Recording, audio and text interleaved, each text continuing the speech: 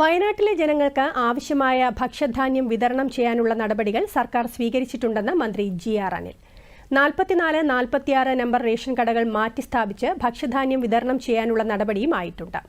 എല്ലാ റേഷൻ കടകളിലും ഓഗസ്റ്റ് മാസത്തേക്കുള്ള ഭക്ഷ്യധാന്യം സംഭരിച്ചിട്ടുണ്ടെന്ന് മന്ത്രി അറിയിച്ചു. ബന്ധപ്പെട്ട മറ്റ് ക്യാമ്പുകൾ ഒരുക്കുന്ന കാര്യത്തിലെല്ലാം ഗവൺമെന്റ് നടപടി സ്വീകരിച്ചിട്ടുണ്ട്.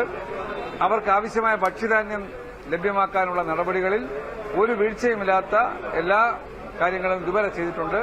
ഇവിടെ 2 റേഷൻ കടകൾ 44-46 നമ്പർ റേഷൻ കടകൾ ഷിഫ്റ്റ് ചെയ്ത് തൊട്ടടുത്ത സ്ഥലത്ത് തന്നെ ആരംഭിക്കാൻ അവിടെ നിന്ന് ഭക്ഷ്യധാന്യം വിതരണം ചെയ്യാനുള്ള ഉത്തരവ് നൽകിയിട്ടുണ്ട്.